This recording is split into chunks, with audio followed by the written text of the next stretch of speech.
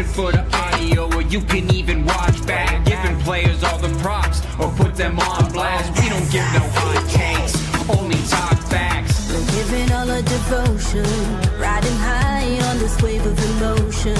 Going all out, yeah, cause this is our time. No, ain't no stopping us till we reach the finish line. All in, we came here to win. We're gonna give everything. S-I-C-K on the run. S-I-C-K, sick, sick. On fire, we're ready to fight. We'll bring the house down tonight. S-I-C-K on the run. S-I-C-K, sick, sick. Play it on the car ride, play it when you lounge. X and O, you know that we can hold it down. Shout out to my man Sammy, got it off the ground. And to all the listeners tuned in right now, got debates, analysis, and speculation. This is sports talk for the new generation. You know where to find us, got a reputation. Sick podcast, your #1 sports destination. Giving all our devotion, riding high on this wave of emotion. Going all out, yeah, cause this is our time. No, ain't no stopping us till we reach the finish line. All in, we came here to win. We're gonna give everything. S-I-C-K on the run. S-I-C-K, sick, sick. On fire, we're ready to fight. We'll bring the house down tonight. S-I-C-K on the run. S-I-C-K, sick, sick. S-I-C-K, it's the sickest podcast. Tune in for the audio, or you can even watch back. Giving players all the props, or put them on blast. We don't give no hot takes, only talk back. S-I-C-K, S-I-C-K, S-I-C-K, S-I-C-K, S-I-C-K, S-I-C-K,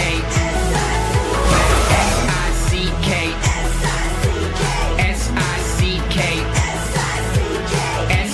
S-I-C-K, S-I-C-K, All in, we came here to win. We're gonna give everything. S-I-C-K on the run. S-I-C-K, sick, sick. Turn up your volume. Because you're about to listen to The Sick Podcast. With Tony Marinaro, 55 seconds left in the penalty, a minute and 27 seconds left in regulation time. Boston 4, Montreal 3. Lafleur coming out rather gingerly on the right side. He gives it into Lanier, back to Lafleur. Oh! the sickest Montreal Canadiens podcast. You're in the ball! Sports entertainment like no other. Rejoint, on lui fait perdre la rondelle, une passe devant. Et c'est le dégagement et ce sera la victoire des Canadiens. Coupe Stanley pour les Canadiens, le 23e de l'histoire. You found the dogs! John, you found the dogs! He found the dogs! And all together, they worked a young team to the top. And now, a 24th Stanley Cup banner will hang from the rafters of the famous Forum in Montreal. The Canadiens win the Stanley Cup! Brought to you by Energy Transportation Group. Driven to be different. La Vida Tibi. Embrace your true nature. And Playground, your premier gaming destination. It's gonna be sick. Matt Ohayon with you on this Friday evening. God, it's been a while since I've been on my own. Welcome to your weekend, everyone. In all transparency, this podcast is pre-recorded. You obviously noticed that the podcast namesake is not here. That's because it's been a big week for Mr. Marinaro. So he decided to take the day off. I obliged to fill in, no problem, as I used to on Fridays. And the reason why he took the day off today is because while it may be the start of our weekend, or your weekend rather, the Sick Podcast doesn't stop because, as you know, we do have a new post-game show that goes on weekends as well. So Tony will be live from Cafe Milano tomorrow. There it is. He'll be live from Cafe Milano. There will be a watch party. Cafe Milano in the West Island, that is on Brunswick Boulevard. He'll be there for puck drop at 19. I was going to say 9. No, 7 o'clock. And then the poster says the post game starts at 10, but it really starts the moment the final buzzer goes. So if you can make it out to Cafe Milano, please do so. The Sick Podcast is brought to you by Energy Transportation Group. Energy Transportation Group is a leading asset-light 3PL that's driven to be different, from cross-border freight between Canada, U.S., and Mexico to coast-to-coast shipping in both Canada and the United States. Energy moves it all. They're fast, reliable, and powered by tech that delivers smarter logistics. If you need a real partner in transportation, contact the team at shipenergy.com and see how Energy Transportation Group is changing the freight game. We're also brought to you by Playground, and it's hockey night at Playground. As if watching hockey wasn't thrilling enough, now every goal means more action on the felt. Before the puck drops, every poker table is randomly assigned a player from the Montreal Canadiens, and when your player scores, boom, Playground splashes the next pot with up to $200 in chips. Catch every game on Playground's big screens all around the room, so you'll never miss a goal, a play, or a splash pot. Visit playground.ca/sick podcast or click the link in the YouTube description to spin a virtual reel for a chance to win up to $100 in free play. Hang with me. We're almost done here. For big games, you want the best beers on your team, whether that's Bittt Tibi IPA with its bold flavor, Bittt Tibi Lager with its exceptional smoothness, or Bittt Tibi Ultra Lager, which is ultra light and ultra refreshing. They always have a place on your team. Bittt Tibi, brewed for special occasions. Drink responsibly. Okay, like I said, it's been a while since I've been here by myself, and it's been a while since I've said this. He is my usual Friday guest when I am riding solo. It's time for Stu Cowan. Stu Cowan, presented by Au Noir, quality clothing for the modern man. You know me, I'm all about confidence, style, and making an impression, and that's exactly what you get with Au Noir. Au Noir is every man's one-stop shop: shirts, pants, polos, suits, or sports jackets. Everything is made for comfort with stretch and sophisticated details for the perfect fit. Whether you are going for a classic or bold look, heading to the office, a night out, or cheering for your team, Au Noir has you covered, because Au Noir isn't just clothing, it's your attitude. Check them out today at aunoir.com, and trust me, once you go Au Noir, you never go back. Stu, how you doing? Good. Been a long time since we've been together on this. Yeah, that's right. It has been a while. I'm excited to talk to you because as we spoke in the pre-show, a player that we are big fans of got a lot of flack. I would say the majority of the flack for last night's loss. We're going to get to that in a second because we also have a third talking head with us. It's time for Brian Wilde. Brian Wilde, presented by Fruiterie Dollard, fresh foods and flavors for over 30 years. Fruiterie Dollard, a family-run business and mainstay in the Lasalle community since 1995, is proud to continue offering some of the fresh foods and flavors that they have for the past 30 years. From fresh fruits and produce delivered daily to an ever-expanding assortment of deli meats, cheeses, sandwiches, you'll find personalized service and friendly faces that make you feel like family. Brian, how you doing? Good. How are you? I'm doing fine. I've just read a lot, so my brain is all scrambled. Are you ready for this? I'm ready. Okay, guys. So, Brian, as I just mentioned to Stu, a player that, Stu and I are big fans of. I know you're a fan of him yourself. Caught a lot of flack for last night's loss. That obviously is Mike Matheson. So, Stu, I want to start with you. How did you find the Canadiens played? And I think I know your answer, but is this whole Mike Matheson smear campaign overblown? No, I agree with what Marty St. Louis said after the game. They played a mature game. That was sort of like a playoff game. That was tight checking going both ways. At the end, people now on social media saying what an incredible screw up by Mike Matheson, what a boneheaded play, et cetera, et cetera. It was bad luck. I mean, he's backing up, the puck's rolling, and it just wouldn't sit. And he kept trying to get it to sit and then sort of lost his balance and fell. Give the puck to the wrong guy in the Red Wings that you want to do that to. But it wasn't a mental error or a screw up. It was just sort of bad luck. The puck was rolling. It wouldn't sit down. He couldn't get it to sit. He sort of panicked a bit when it wouldn't sit. He fell, and the rest is history. But I mean, if Jake Evans doesn't miss a wide open net shortly before that, maybe they're not in that situation. But I thought they played a playoff style game. Dobish was great in net, battling again. You can't really blame him for either of the two goals. First time this season, the Canadiens have lost a game when their goalie had a save percentage of above 900. They're now 27-1-3 in those games. So from a positive standpoint, I think Dobish, he's a battler, right? Marty St. Louis spoke about that the other day, and he battled last night. He fought hard. I think he's the number one goalie now. It'll be interesting to see what happens tomorrow night, whether they stick with him or they go to Jacob Fowler. But the goaltending situation isn't as much of a concern now with Sam Montembeault now being relegated to the third goalie. But for Mike Matheson, it was just a bad break last night. And people who want to blame him for the loss, go ahead. But, I heard Guy Carbonneau after the game talking, and he said if Matheson makes that play 250 times, 249 times, it turns out okay. Brian, how's your math? What's that in percentages? I know you're a numbers guy. 99.6. Yeah. There you go. So, but Brian, I mean, I completely agree with everything Stu said. As I said in our pre-show, if Stu is the president of the Mike Matheson fan club, I am his vice president. Brian, fair or not fair for all the flack that Mike Matheson's getting? I'm your chief of staff. Perfect. Yeah.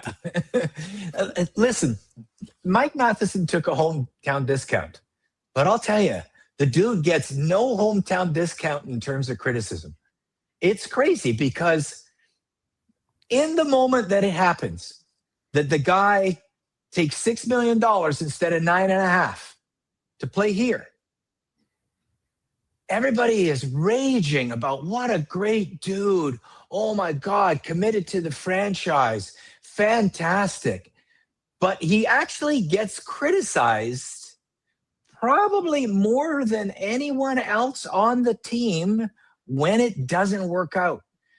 And I really don't understand why on the overall, there's an incredibly long leash for some players who frankly don't work that hard, don't take a hometown discount. And everybody's like, oh, you got to understand this about him, or you got to understand that about him, or you got to, don't forget this and that. But with Matheson, man, every gaffe, every little thing that goes wrong for him, the fan base is not really in his corner as much as they're in other places, in other players' corners. And I don't really have an answer for it, because when you take 6 instead of 10, you think you get a longer leash, not a shorter one. And like I said, I can't figure it out. Brian, I think the leash is short, and it never elongated after last year, when a lot of fans were probably really frustrated at the first month of the season when Matheson was still on the first power play, still on the first pairing. And we saw that Lane Hudson probably should have been on the first power play. And then everything just got magnified. Every single little mistake that Mike Matheson made got blown up, magnified. And you know what? He had a couple last year. He had quite a bit last year. He was everyone criticized him for at the point shooting, taking a wrist shot into player shin pads all the time. And honestly, I think I could count on one hand, if you chopped off 3 fingers, how many big mistakes Mike Matheson has made this year. I really think so. I think he's played practically flawless all year. A lot of parts of his game aren't quite there, like the numbers like they used to be, but I think he has just been a phenomenal player on this blue line, really since he's joined the Canadiens. But really this season, his game, it almost took, we talked about, Stu talked about how the Canadiens played a mature game. Mike Matheson's game has matured a lot over the time he's been here. And I really think the criticism he's facing for a big mistake, we'll call it a big mistake or bad luck, whatever you want to call it, in a big spot. I get it. People are frustrated, but take a breath, because Mike Matheson is maybe that mistake he made is one of many reasons why the Canadiens lost that game last night. Well, nobody was more upset than Mike Matheson. He's usually a pretty calm, cool guy. You saw him smash a stick over on the goalpost and shatter it. He was upset with himself. But Brian, I think I can explain it. I think there's a long history with Montreal fans turning on offensive-minded defensemen. Remember Patrice Brisebois? Remember Bob Gainey calling out the yellow gutless bastards up in the stands who were booing him all the time? PK Subban went through it. I'm old enough to remember when I was a young kid and JC Tremblay was that guy that they would, the offensive-minded defense. But the thing with Mike Matheson is he's not that offensive-minded defenseman anymore. He came in here as that role, and now with Lane Hudson and Dobson coming in, he's adjusted his role, and now he's got the toughest matchups defensively every night against the other team's top line. He's embraced that role. He lost his spot on the power play. They put him on the PK. He's embraced that role. He's embraced every single thing the Canadiens have asked him to do since he came here, including, as you mentioned, Brian, taking a bit of a hometown discount to stay here. And, last night I said nobody's more upset about it than him. It was a bad luck play. It looked really bad just when you watch the highlight. He's falling backwards and the guy's taking it. But sometimes people need to just chill out a little bit and relax. Marty had a good quote earlier this week. He said, there's people who are Canadiens fans and there's people who are only fans of winning. And last night's a game the Canadiens lost, but you can't pin it all on Mike Matheson. As I mentioned, Jake Evans misses a wide open net. Nobody's dumping not as much on him today as they're on Mike Matheson. But for Mike Matheson, he's done everything he's been asked of to come here. He's a very key member of this team. Nobody's more upset than him. And he's one of the few players, Brian, that I believe when he says, I don't look at social media at all. I don't follow it. I stay off it. There's nothing good about it. Good. But he's also said he hears it like his parents see it or his brother sees it, his sister sees it. So he hears about it, but he doesn't follow it closely, which is a good thing. Let me follow up with the question then, Stu, to you. Why do you think Canadiens fans would have a difficulty with offensive defensemen? Well, the more you have the puck on your stick, the more you carry the puck, the more ice time you have, the more mistakes you're going to make. It's a game of mistakes. Another one of Marty's lines. Hockey's a game of mistakes. Everybody's looking for perfection. There's no such thing as a perfect game for a team or an individual.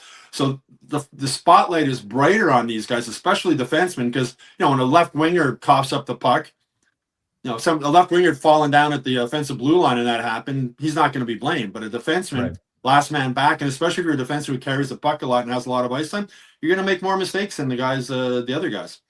And I think in your comparison to Jake Evans, you're onto something there too, because Jake could have won the game.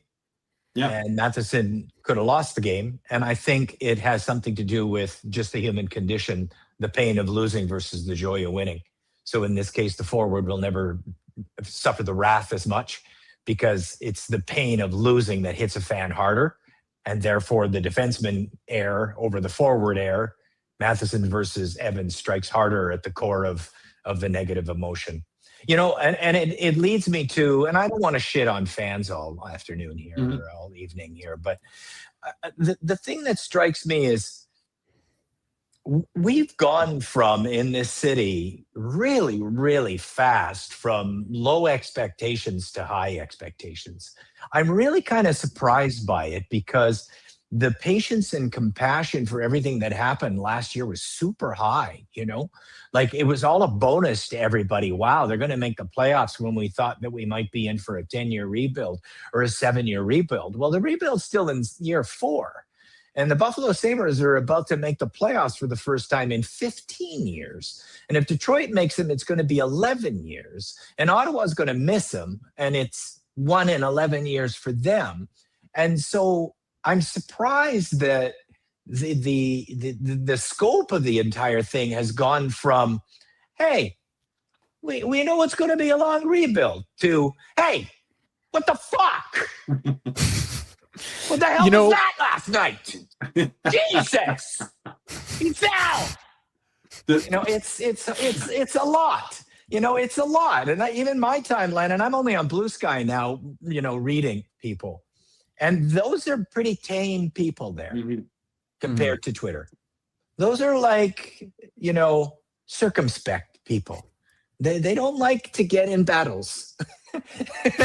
and even there, you're like, wow, that's a lot of negativity today. So then I slide over to Twitter where I lurk and I look at that and I go, holy shit, they're fighting each other. right now. Successful. It's like, wow, like fan A is yelling at fan B for being nice to Mike that he just made an error, and that happens. So it's pretty emotional, and it's pretty surprising because last year at this time, there was a lot of patience. And I find, my personal opinion, is that the patience left pretty quickly for a team that is still about 5 years ahead of schedule on any rebuild. Rebuilds are a 70-year, 10-year process. They've already made the playoffs 1 year. They're on pace for 102 points this year. It's pretty spectacular what Kent Hughes has done. Yet, expectations rise fast. You get a little bit of success and you want a lot of success. You get a little bit of victory and you want St. Catherine Street Parade. The team's not a complete entity yet. Like the second line, it needs a center who carries the puck up the ice. The defense needs a right side guy that plays a little like Shea Weber and punches people in the face and cross-checks them in the back. It's not a complete entity yet. The fourth line needs to be bigger and tougher, a la Tom Wilson. Maybe Florian Jacquet's that guy. Like, we've all talked about these things, right? It's not a full entity yet. Let's see if we can find a little bit of patience when they're 5 years ahead of schedule. Brian, patience is the key word you just said. And thank God Kent Hughes and Jeff Gordon have that. That's why this rebuild has been successful. They know that the Canadiens need exactly what you just said they need. They know that. They looked into trying to get some of it at the trade deadline this year. The prices were too high. They realize this team isn't ready to win a Stanley Cup yet. They realize they're ahead of schedule and where they are in this rebuild. And they're going to wait till the offseason. And I'm sure they're going to address that. And they're going to make moves to get exactly what you wanted. They're trying to try a big right shot defenseman, add some more size and physicality up front. Patience. But, the emotional fan who you say is yelling, what the fuck, and everything else, is also a lot of times the same fan who's going, we're going to win the Stanley Cup after they win 3 or 4 games in a row. There's that. And that's part of what makes Canadiens fans great, and part of what makes this the hardest place in the NHL or in the world to play. And it's the same in baseball. You're a big baseball fan, Brian. Every team's going to win 60 games. Every team's going to lose 60 games. It's what happens in the other 42 games that decide it. Well, in hockey, every team's going to win 25 games. Every team's going to lose 25 games, and it's the other 32 games that sort of decide. So people overreact to wins, people overreact to losses. But at the start of this season, if you had told Canadiens fans that with 14 games left in the season, the Canadiens would be in third place in the Atlantic Division, holding a playoff spot with the second or third best offense in the NHL, people would have went, great. That's exactly it. I'm really happy you said that, Stu, because I think this is where the patience part comes into play, is that the context of how things unfold, that's what matters. Because yes, the Canadiens are third in the division. And if you told someone that at the beginning of the season that they're in the middle of a playoff race, they're third in the division, they're playing excellent hockey, they're on pace for 102 points, that's all great.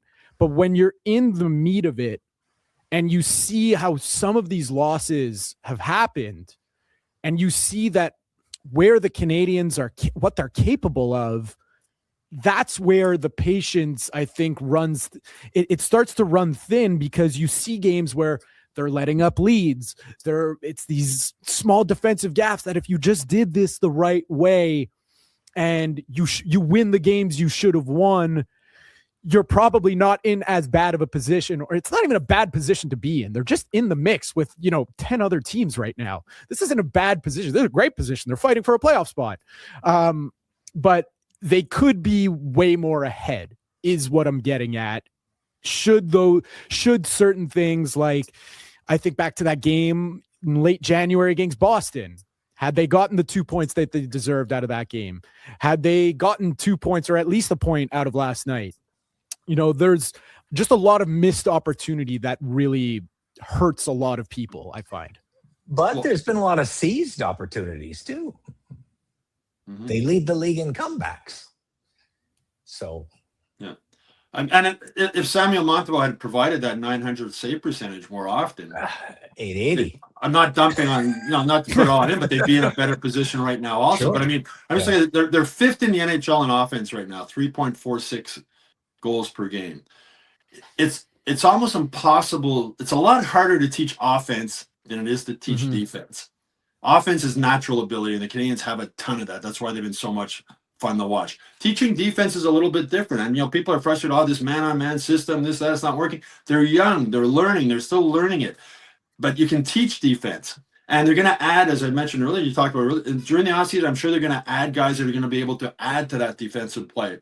But Marty, how many years did we watch the Canadiens where defensemen weren't allowed to carry the puck past center ice? They're dumping it off the glass. You're relying on Carey Price to win 2-1, and it was boring as hell. I remember sitting beside Pat Hickey in the press box so many nights saying, thank God we're getting paid to watch this. Like, this is horrible to watch. This team is so fun and exciting to watch right now. And if they can get the goaltending through these last 14 games, if Fowler and Dobich can provide them that 900 save percentage on most nights, they're going to be in good position, and they're fun to watch. And again, it's an evolving thing. Year 4 of a rebuild. Next year, they will be better defensively. I'm convinced of that. But that offense, Marty has allowed these guys. Lane Hutson came in here and was given freedom to basically do whatever you want offensively, and we're going to teach you how to play defense better as it goes on. Cole Caulfield, Marty St. Louis came in here. Cole Caulfield couldn't score a goal. Remember that? Under Dominic Ducharme? He comes in, go out and score goals. We're going to worry about teaching defense to you later. And that's where they are. They're in a stage now, but you saw the game last night when Marty got really mad on the bench and looked at Alex Newhook for not trying harder probably to block that shot from the point that ended up going in. So Marty's like, there's not as much freedom right now. There's not as much freedom right now. And he had spoken the day before about goals, soft shots from the blue line going in, and they should not get through. Those should be blocked. And exactly what he talked about to the media, and I'm sure he talked about to the players. The next game that happens again, and that's why I think he blew up on the bench with Newhook. We talked about this.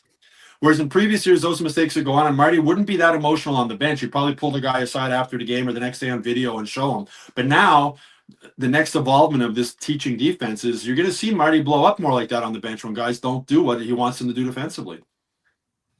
The non-negotiables, he calls it. And that's it. Non-negotiable.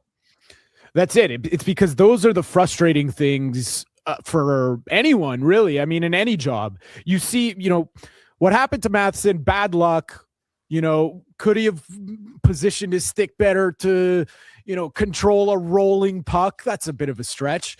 But, that's not a mistake out of laziness or bad execution. That is really bad luck. What happened to Newhook was bad execution and laziness. That's why he was mad. Mike Matheson wasn't on, and how often you see a puck roll like that for that long? Not that often. So that was a case of with Newhook, it was something that he physically did wrong, and with Matheson, it was more a case just of bad luck.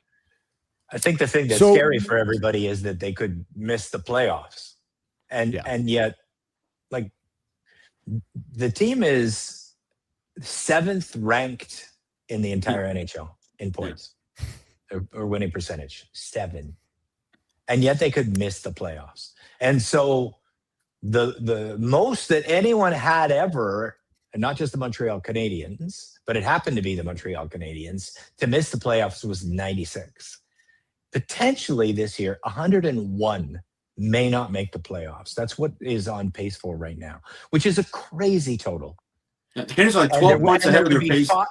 And there'd be 5 teams that would be in the playoffs in the West that will miss in the East at present. Even the Flyers would be in a playoff chase at this moment. So it creates a big anxiety, right? That, oh my God, the worst case could happen. They won only 1 of their last 4. They're falling apart. But the truth is, they're trying to learn how to play a proper way right now. They're trying to learn how to play mature hockey, more two-way hockey, be on the committed defensive side of the puck. Chris Pronger was on with Tony Marinaro last week, right? And he was talking about the Canadiens' play, which he also talked about on Hockey Night in Canada in terms of commitment to defense, consistency, being on the right side of the puck. And Martin St. Louis addressed that he didn't really agree with that's what the team's working on right now, to be a stronger defensive team. Is it too late? I don't know, because when you try to transition, you lose a little bit of offense, and maybe they're losing a little bit of offense, because I was surprised, Stu, that you said they were fifth now, because the last time I looked, they were second. Yeah, So well, maybe it's so tight. Colorado's first, tight, and then the right? next 3 or 4 are pretty close. Yeah, it's super tight. But even that they dropped from 2 to 5 indicates that they're scored a little bit less, right? Mm-hmm. So, but the long run is, if you want to win playoff series and you want to win playoff games, you don't play fire wagon hockey. Yeah. You got to have an element of a defensive posture to your game that the Canadiens don't at 24th overall have. So every learning moment is a sacrifice in another area.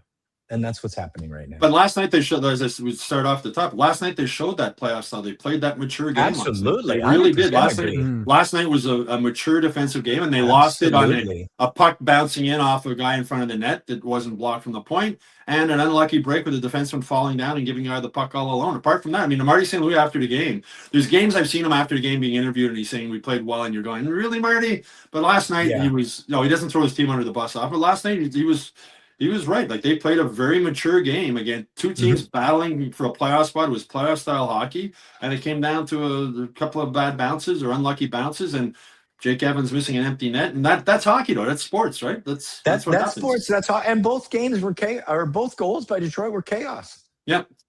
I mean, a 55, 60-foot shot that floats in and goes off a guy's ass, that's chaos. Yeah. Right? The second goal, a play that Mike Matheson will make correctly 99.6% of the time. Yeah. And then instead this time he kind of falls. I've never seen Mike Matheson fall like that. So one of the greatest skaters in the entire world. Yeah. Well, the other thing last night was super funny. I bet you Mike Matheson's top 10 greatest skaters in the entire world at hockey.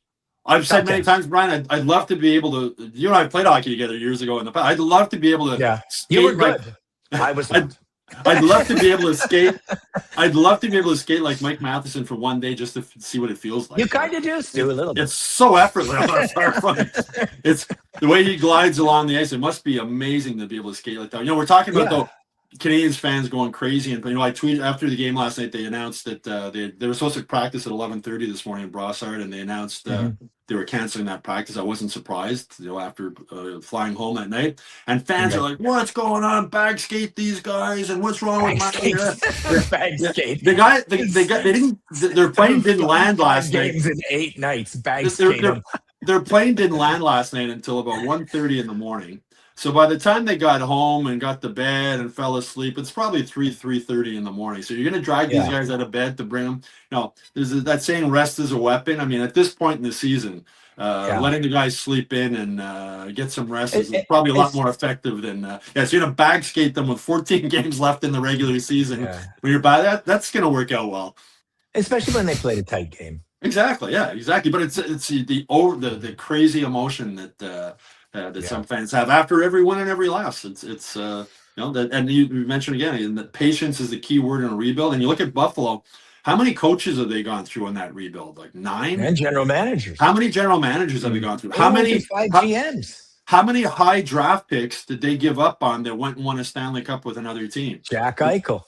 Right. So it's patience. When you're starting a rebuild, man, patience is the key. And they have 2 really patient guys running this, and they have a coach. I don't know how patient Marty is. Like, Marty wants to win, but it's been drilled into him by Hughes and Gorton. This is how we're building this team, and he's followed the game plan, and all 3 of them are on the same page. And kudos to Jeff Molson for allowing if the owner's not patient, it doesn't matter if anybody else is patient or not, right? The owner's gonna be firing guys, and Jeff Molson's been patient. He stepped back and let these guys do their job. Thrilled last year that he got playoff money. I'm sure he didn't expect to be getting playoff revenue last season, and it looks like they're probably going to get it again this season. I mean, their odds of making the playoffs are still about 80% after last night's loss. 76.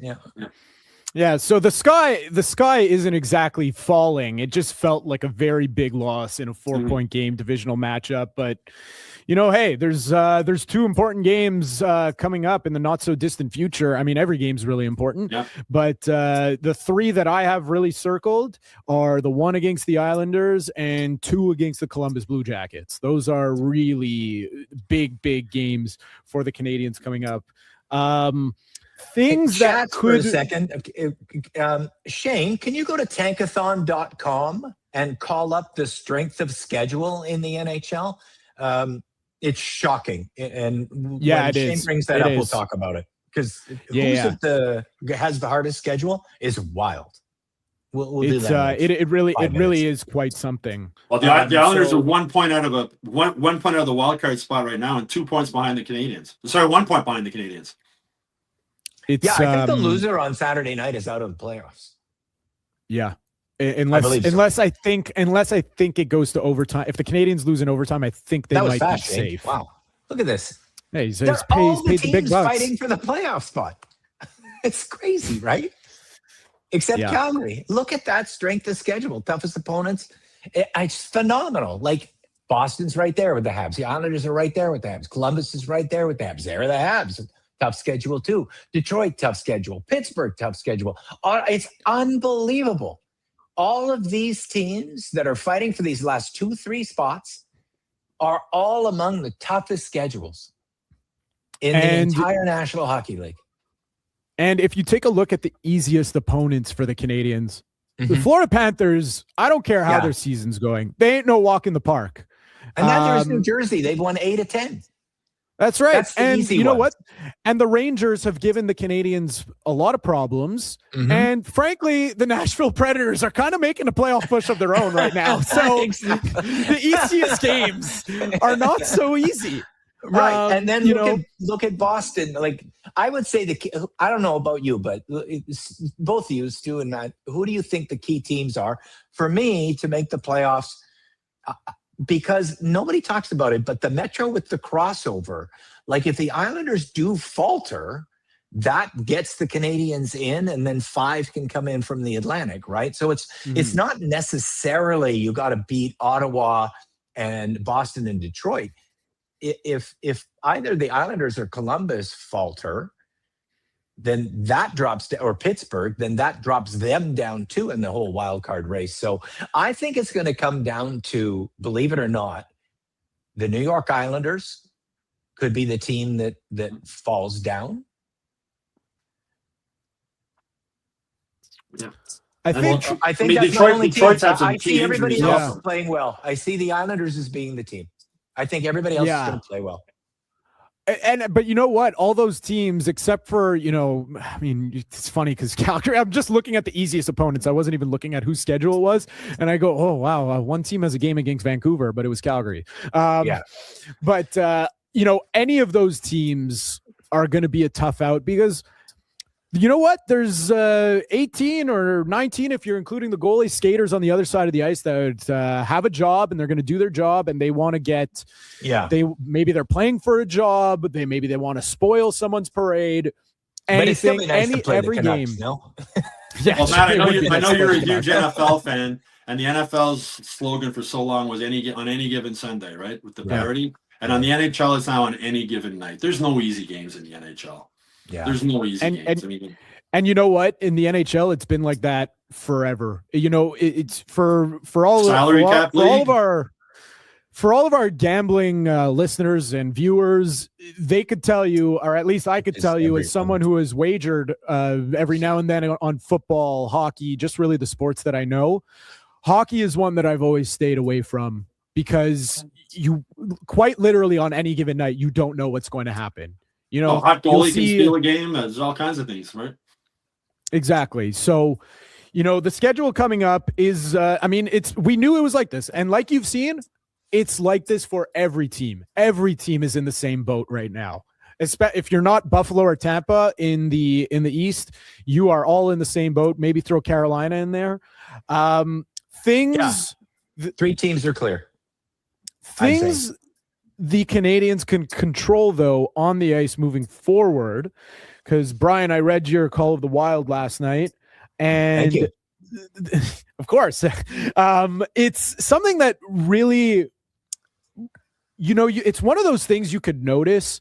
You kind of think about it in the back of your head, but until you see the numbers attached to it, it's not really quite as shocking until you see it, and I saw it in your article, which was in 8 games since Uri Slafkovsky has been moved up to the first line, that second line has only produced 3 goals. Yeah. That is really, you want to talk about Stu said that the Canadiens are fifth, and you said, oh wow, they fell all the way from second to third or second to fifth. That's one of the reasons why. And I think there's a very, very simple solution, especially after last night's game, with the way it was a very difficult game for Demidov and Kapanen, that they got sat near the end of the period, which is, I think they got to bump down, they got to move down Slafkovsky back onto the second line and put Texier up on the first line and put Newhook on the third. I think that's what has to happen going forward. If those are going to be the forwards available, that's what should happen in my head. It wouldn't surprise me if Marty St. Louis does that, because that second line without Slafkovsky, as you were saying earlier, Brian, they need a center who can carry the puck through the neutral zone. Slafkovsky wasn't playing center on that line, but he was carrying the puck like a centerman through the middle. And one of the reasons I think the Canadiens will get in the playoffs, guys, is that they've had one 5-game losing streak this year.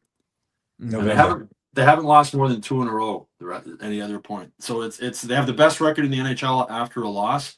So now one of these teams fighting for a playoffs is going to go into a slump at some point, but I don't think it's going to be the Canadiens. I think they've been able to bounce back and avoid those long losing streaks. And I think that's one big thing working there. And that's despite the defensive breakdowns we've seen and some pretty bad goaltending at times, despite that. So if they can get the goaltending situation steadied and limit the defensive mistakes like they did last night. I mean, the mistake by Matheson wasn't a breakdown of the system or a mental mistake. It was an unlucky break.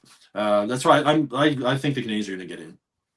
The thing is, though, if you say, okay, Slafkovsky has to go back on that line because no one can carry the puck up and transition, so they spend too much time in their defensive zone. And Demidov's an outstanding hockey player, but when he's defending, he's not. Yeah. Kapanen is good in his own zone, but there's no transition there. He's really smart, 200 foot. He's got a great head on his shoulders, but how do you get the puck to the other half of the ice? And Newhook, with his speed, should be a good transition player, but he isn't. So those 3 guys, they're defending on the cycle a lot and don't have the ability to create on the cycle at all. And they're not built to defend on the cycle either, as you said. That's it. So they got 3 goals in 8 games. But the top line is absolutely on fire in 8 games. They have 14 goals. Now, the Montreal Canadiens haven't had a 100-goal line since Danfus, Muller, and Bellows in 1993 when they won the Cup. 14 and 8, what does that translate to? About 145. They're absolutely on fire and have been on fire together all season long.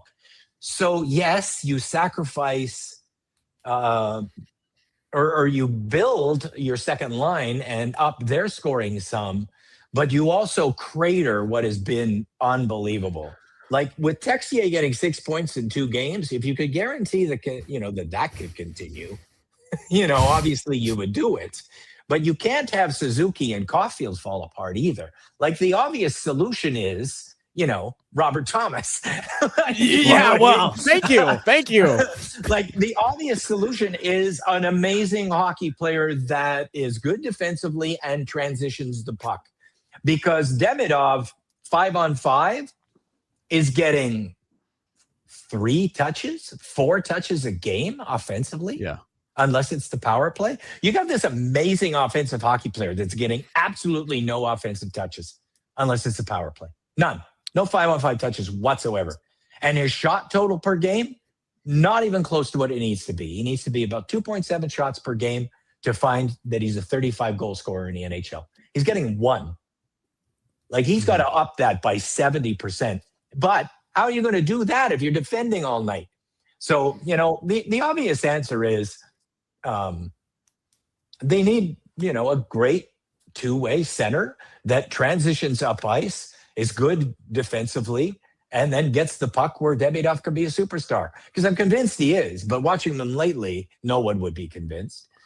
Well, when Kirby Dach came back from that fractured foot, Brian, the Habs were hoping he would be the guy to play on that number 1 line, right? They gave him that opportunity again, and he didn't grab it. He didn't grab it again. And then if I could bore you with Corsi, he had a 37. Yeah. And then he got hurt again. Like that would have been a perfect world. Kirby Dach comes back. He fills that number one line.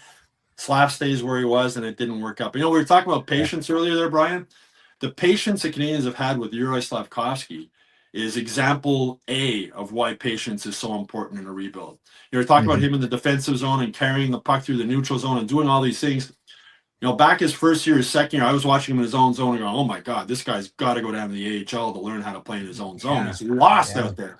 Remember, he was getting hit all the time. He wouldn't see hits coming. He was making blind backhanded passes into the middle. It was terrible. But they stuck with him, and they were patient and stuck. And you look at him now, at 21 years old, this guy is becoming a dominant power forward in the NHL in both ends of the ice. And so that patience is paying off again there. And, you're talking with Kapanen, another young guy, a remarkable rookie season. He's very responsible defensively. Marty's spoken about that a lot of times. It's one of the reasons he put him with Demidov, because he allows Demidov to have a little bit more freedom moving forward. So maybe in a few years he develops into that thing. But that's one of the things you say in this offseason. They're still looking for that second line center driving the puck through it, and then you drop Kapanen down. But patience again with Slafkovsky. I mean, I look at him now, and it's easy to forget he's only 21 years old. And with Slafkovsky, if I could add, I usually suggest that when you're that young and there's still a lot of seasoning left in your game, you should go down to the American Hockey League. And because I argued that and got a little bit of pushback on it, I did like a lot of homework on it to make sure that I wasn't out to lunch. Generally speaking, there's a lot more benefit to the path that that most players take, and that's a little bit of American Hockey League time, especially defensemen. There are a lot more Jesperi Kotkaniemis than there are Juraj Slafkovskys, where puck time down in the minors is very important to your development. Puck on stick is development. Puck not on stick is not development. So early in his career, it was not puck. Like, you look at how much puck on stick that Slafkovsky gets now. That he developed that in the National Hockey League is a credit to him and his head coach, because it doesn't happen much, guys. And Adam Nicholas.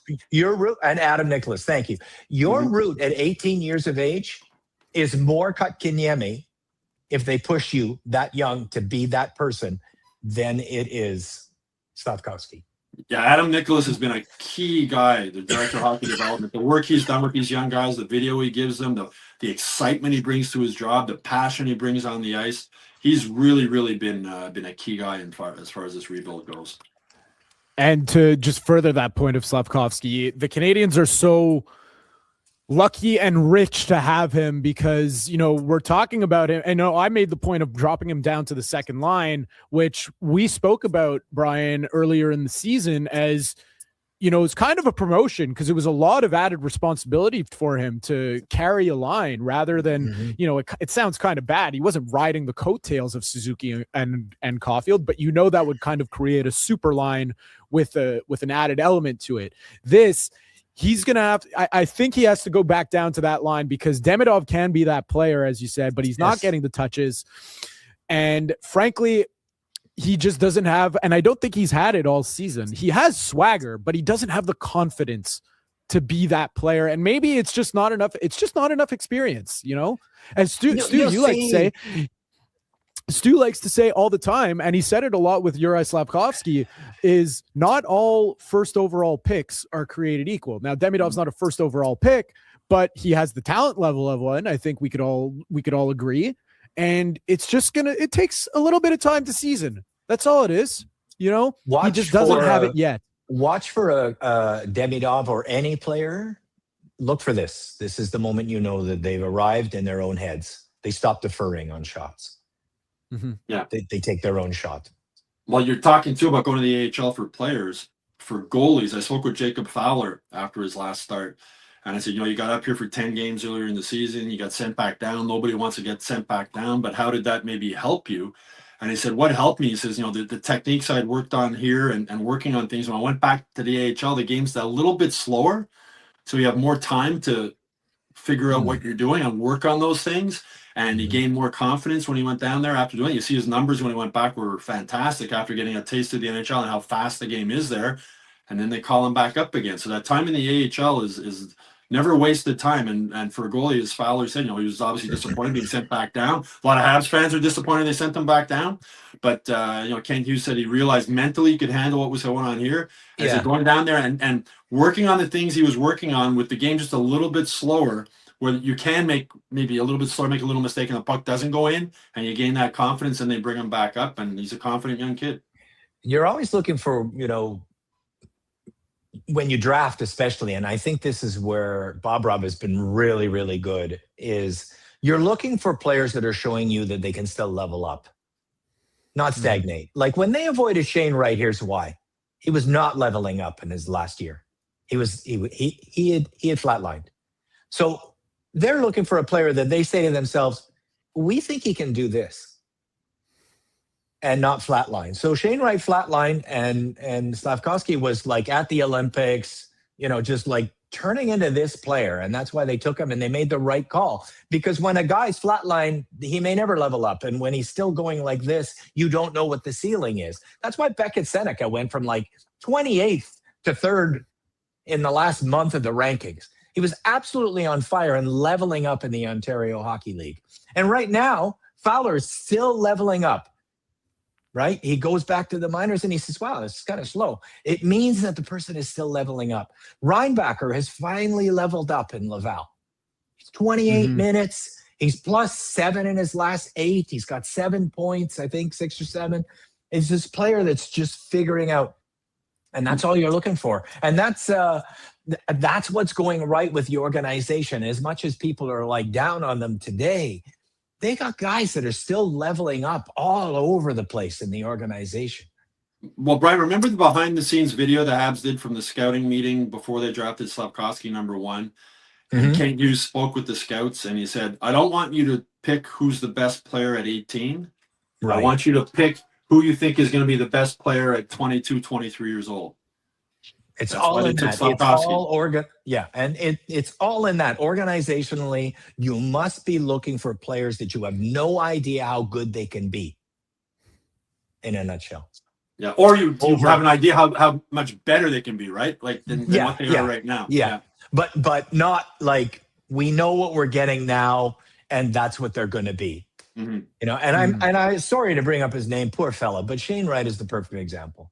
It's complete flatline in his draft season. Complete flatline. Consensus #1 for 18 months, but no improvement at all in his draft season. Versus a guy that it was like, we have no idea who this guy is, and then suddenly, he's the star of the Olympics, and he's still going. He's still going. He's got 25 now, right? He's trying to have his first 30-goal season, and he's got all the records for under 22 in a franchise that has 120 years underneath its belt, and he's got all the records for best player under 22. That's pretty phenomenal. Shane Wright was rated the top player in his age group, like from time he's like 10 years old, right, Brian? That's it. And that I think is these kids are young, right? That can get into your head. I'm great. I'm great. I don't, Joe Veleno, the only exceptional status player ever from Quebec to be granted playing the Quebec Junior League at 15 years old. You're telling him, you're great, you're great. And he was great last night, though, by the way. He played well. He's realized, and I've spoken to him about how difficult that was for him, the sort of pressure of being that 15-year-old kid in the queue. And he played well in the queue his last year. He was put up a ton of numbers. But it just highlights, again, how hard it is to not only make it to the NHL, but to stay there. There's Joe Veleno now trying to hang on as a fourth-line forward. And you watch his game, he hits everything that moves now. He plays a big-body game. He plays a little bit like Josh Anderson, right? That physical game. And he's learned what he has. I like him killing penalties, too. Yeah, he's learned what he has to do to stay in the NHL. And it's not putting up 90 points, right? He can't do that in the NHL. So you got to find another role. As Michel Therrien used to say, you have to find a chair you can fit into on the team. And I was impressed the way Veleno played last night, especially that it had been almost like 2 months since he had played a game. It had been a long time. 42 nights. Crazy to have to come in after 42 nights and play like he did. Very committed on the PK. He was putting his chest in front of shots to block them. He finishes every check he has a chance I'm to gonna finish. Stand up and be two little legs here. He on a couple occasions went like this. And the shot could have hit him right there. But that's the commitment he was showing. If Alex Newhook had shown even a modicum of commitment to the 1-1 goal, it could have been a very different night too. You know, it could have been a very different night in so many instances. It just took one more good moment from the Canadiens, and we would be having a completely different conversation right now. But this is sports, man. Like, this is sports, and hockey, more than any other sport, is more chaos than the others. It's absolute chaos. It's the only one you don't even know if you start with the puck. Yep. And again, if Jake Evans scores that empty net goal, maybe Mike Matheson going back to get that puck plays it a little differently and more safer. And just trying to, you know, that's sports. What makes sports great? That's why we love it. Yeah, exactly. There's a player that Brian mentioned that I want to get to because I have a little bit of a thought process on him. But first, the Canadiens are playing the Islanders tomorrow night, and if you want to get in the action, go all the way with Betway and get a deposit matchup bonus up to $300 on your first deposit. Scan the QR code on the screen or click the link in the details section to create an account and redeem your welcome offer. Offer is available only for new customers. Terms and conditions apply. Offer is not available in Ontario. You must be 18 years or older, and please play responsibly. The Sick Podcast is also brought to you by Insta Customs, Montreal's highest rated print shop with a 4.9 Google star rating with over 3,000 reviews. Order today, printed today, pick up or shipped today. Custom t-shirts, hoodies, hats, and more. Fast, professional, and done right. Visit instacustoms.com or stop by our downtown Montreal location today. Brian, you touched on a player who's been leveling up, and one player on the Canadiens for, you know, after we kind of witnessed, I want to say outside of his marriage, and if he has a kid, the best week of his life was Alex Carrier. We're kind of witnessing kind of really the tougher moments in his career right now. It's really going through it, and I think tomorrow night, my big prediction, he won't be called up. He wasn't called up today, or at least at the time of this being pre-recorded, he hasn't been called up because they have a game tonight. But I think we will see, you know, should the cap allow for it, which I think it does tomorrow. Yeah, Monday. Yeah, I think we're going to be seeing David Reinbacher very, very soon in Montreal. I think Alex Carrier needs to take a seat. It's been a lot. It's been very, very tough for him. We saw another bad penalty last night from him. He can't stay out of the penalty box. He can't stay out of trouble, on the ice. I think it's time for him. Just like Brendan Gallagher took his seat, Alex Carrier is not immune to this. He probably, we will see David Reinbacher in the very near future. I think, though, I'm going to dispute that, and here's why. Number one, I think Matheson loves Alex Carrier. I think he's a very, very strong favorite of St. Louis. He will never criticize him. And number two, I think when Reinbacher does get called up, I think Carrier still plays. He'll be the third pair right side D. Yeah. And the other guys will get on their proper sides. So the pairings would be Matheson Dobson, Hudson Reinbacher, and I think they even drafted Reinbacher with Hudson as a partner in mind. And Gouli, Carrier, and Struble and Jack Guy will watch from the sidelines.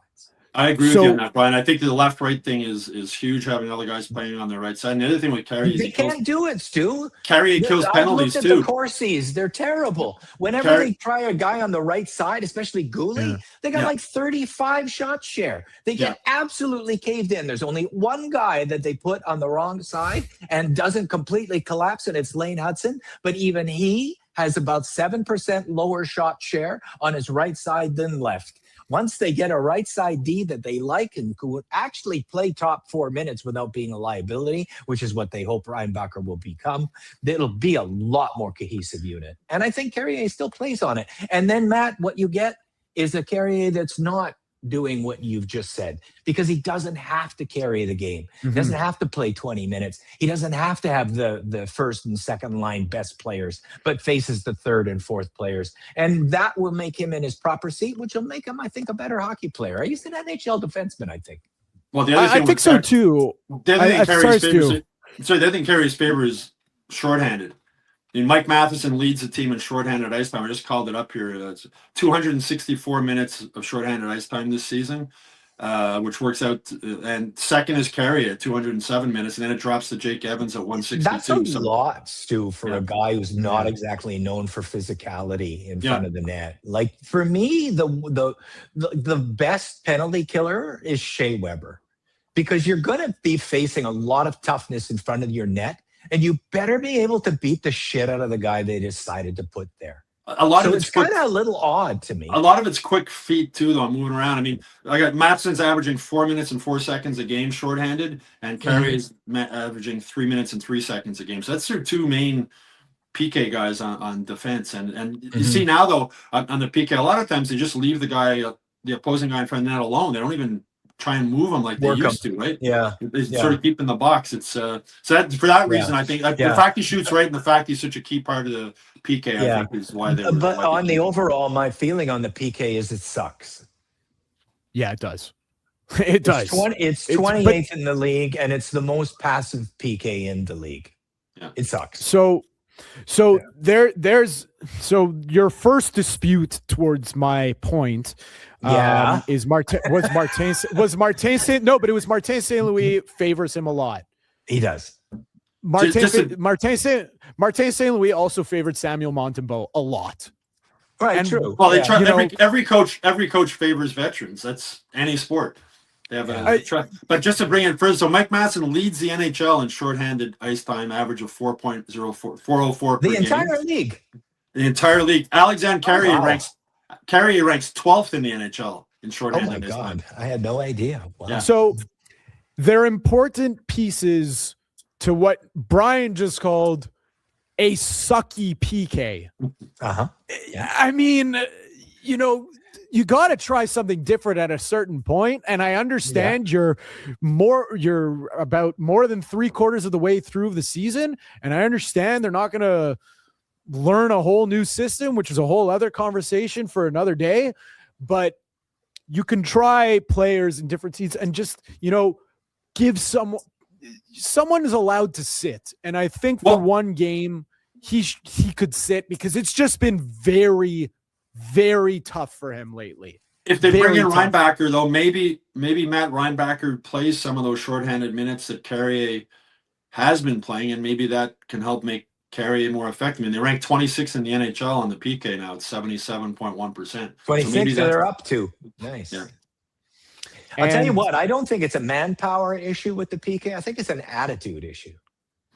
Too laid back on it, not aggressive enough? It's so laid back. Like, I'll watch some of the other teams in the National Hockey League, and you're not, like, when the puck comes into the zone, I mean, they all do the same thing. They run that guy back for the drop pass, and zoom, Suzuki or Newhook goes through and tries to win it. But at the blue line, the Canadiens play it pretty much like every other team. So I can't knock them for blue line access. They're doing what every team tries to do in terms of defending.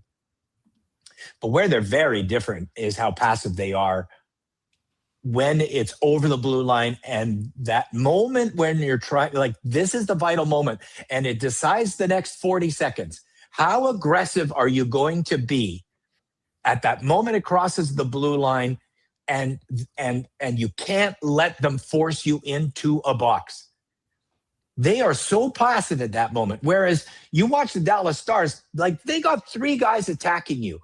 And if those 3 guys lose that battle against usually one dude on offense, they're in a lot of trouble because there are 4 guys, on the ice that are by themselves, but they never lose. They always win that battle. And then when they win that battle, the other team's got to go back, get the puck again. And before you know it, they haven't had any zone pressure to handle for the entire 2 minutes. The Canadiens have more. I wish there was a stat that said, on a 2-minute penalty, what is the average that your team is in the box defending? I'm sure the Canadiens would be the worst in the NHL in that category by a mile. They have stats for everything now. We can probably find that somewhere. I'll be right back. Call up your people, Brian. Call up your people. No, but it is interesting because is it a mindset issue? Because they are. The interesting part of all of this is that on the power play, certainly when they're attacking, certainly when they're forechecking, they're such an aggressive team. They're so aggressive. Yet on the power play, I understand there's a numbers game, but Brian, like, the point you made is that the Dallas Stars always have 3 guys attacking one player, bringing it into the zone. And if they lose that battle, they're in a ton of trouble. How often is one guy beating three, unless his name is Connor McDavid? That's it. And if somebody would say to me, hey, Brian, how good are the Dallas Stars at playing the box on the PK? I'd say, well, I've only seen them about 3 or 4 times this year, and I can't answer that because I've actually never seen them in the box. You know what I mean? They're like the good teams at penalty killing. You don't actually even get to see how they defend the box because they don't. Yeah. Because the other team doesn't get to set up. Yeah, I think, again, just to tie this whole thing together, that's where a lot of the frustration comes from, is that a lot of the areas, it's buy-in. That's a buy-in one. Yeah, it's buy-in. Alex Newhook last night was buy-in. And, I have a question. The goaltending. I have a question. Yeah. It's for Stu. Stu, I don't bother to go to Broussard anymore. Too far, they don't pay me enough. That's the honest answer there. Terrible attitude. I can walk there in 15 minutes, so I'm lucky. Right. So it's easier for you, for sure. But you do. I know you still go to practice every day. When they practice the PK, are they practicing how to be better at defending the box? Because that to me is useless practice. I don't even want anybody to practice that. Because that's the thing you're not wanting to happen. You know what I mean? Like, don't practice your worst case scenario. Practice making sure no one ever gets into the box. Yeah, it's more or less the practice is more or less already in the zone. Exactly. And you would think their PK would be better because they're practicing against one of the league's best power plays. Yeah, power plays, but they're practicing. They're practicing that they already failed at the true endeavor of a good PK. Like you shouldn't be practicing for a half an hour how to defend a PK by being in the box. The goal is to never get in the box. How you should practice a PK is, here's how we're going to stop the puck carrier at the blue line. Here's how we're going to try to stop the puck carrier on the behind the play pass that they do. What's the name of that pass? The drop pass there. That drop pass. Yeah, there must be a name for it on the power play these days, but I'm not familiar with it. And then when you're just about to get into the zone, you've just crossed the blue line, how to make sure that you attack the puck so effectively that you don't do what Stu watches in practice for a half an hour. The thing you don't even want to have happen is defend in the box. Of course, the one reason basically every team in the league does that drop pass, which is so predictable, is that it works on the zone entry, right? You got Nick Suzuki coming in 100 miles an hour. That's it. It's hard. So it's hard for any PK to try and stop at the blue line. But I hear exactly what you're saying as far as being a little bit more aggressive on that. Maybe having the one guy isolate on that guy coming in that it's coming. Right. When you're playing against the Canadiens, they're on the power play. They're dropping into Nick Suzuki and he's coming a million miles an hour at you.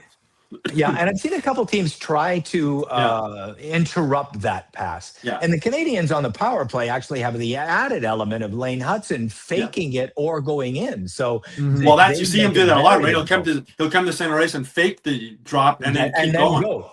Yeah. So, the Canadiens are lucky because they can even add another wrinkle to having a better power play in terms of that drop pass. But defensively, I don't think that's the point I want to resonate on, is to see if you can interrupt that back pass. But more over that moment where you have to attack. As they're trying to get in. Yeah. Right. As they're trying to get in, when Suzuki, let's say as an example, crosses the blue line, but it hasn't been established the comfort level yet. Like, I can hear fans right now saying, yeah, Brian, I know, because I get so frustrated when they're not able to get a zone entry. Whereas when you watch the Canadiens defend, it's like, how much frustration is the other team having getting a zone entry? Well, tomorrow night we get the stoppable force, which is the Islanders power play, which is ranked tied for 29th in the NHL Nice. against the movable object, which is the Canadiens penalty kill. So it's not very often you get a 28 versus matchup 29. like that. That's 28 That's right. versus 29 then? Oh, Or yeah. 26 versus 29? Take the under.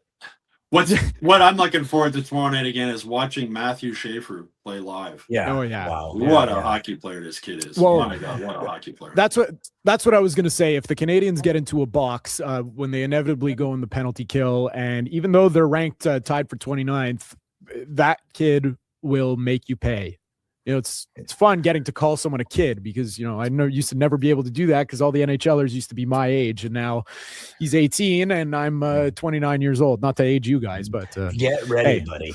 it happens fast. I know. I'm I know, now it older than happens most of the parents of the guys on the Canadiens now, which is Oh, man. scary. That happened fast. Enjoy your youth. Yeah. It goes quick. Yeah. Better than the alternative, I like to say. Steve. Exactly.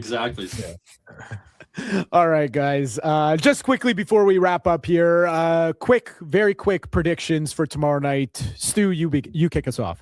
I think the Canadiens are going to win just because they've shown all season that they can bounce back from a loss, and that was as much as they played a mature game and they played well, they still lost, and they're going to be pissed off coming into this game. It'll be interesting to see who they start in goal. They didn't practice today; they canceled the practice, so we'll find out tomorrow. I have a feeling they're probably going to go with Fowler, but I think whoever they put in net, I think these guys have shown that they can handle the load. So I think I'm picking the Canadiens to win tomorrow night. I think that they didn't really like that way they played last weekend. They thought they were really loose defensively against the Ducks and Sharks, and then they said, "Listen, if we're going to play some winning hockey, we need to concentrate on playing a lot better defense." And since then, they allowed only 2 against Boston, and then they allowed only 2, essentially. I mean, empty netter against Detroit, and so they're tightening up. They're playing sound hockey, playing strong hockey. They got unlucky last night. I like the way they're playing. I see absolutely no reason for them to not put up a victory tomorrow. I'm very much expecting a win tomorrow. I've been very surprised. I like the way they're playing. I think the way they're playing wins hockey games. If they can get that first goal, that crowd at the Bell Center this year has been amazing. Brian, I know you've been there. Getting the wave going during the games when they're up. I mean, it makes it hard on the other team to come back. Yeah.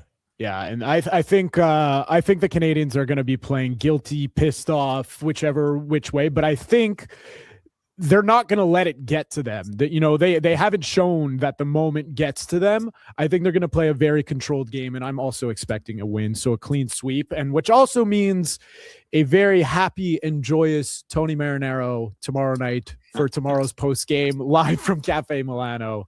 That's right. So it says it starts at 10 o'clock, the post game, but it starts right when the final buzzer goes. And the watch party, of course, is at puck drop. So 7 o'clock. Gentlemen, thank you very much for joining me. And I hope you enjoy the rest of your Friday evenings and the rest of your weekends. All right, you too. See you guys. Cheers.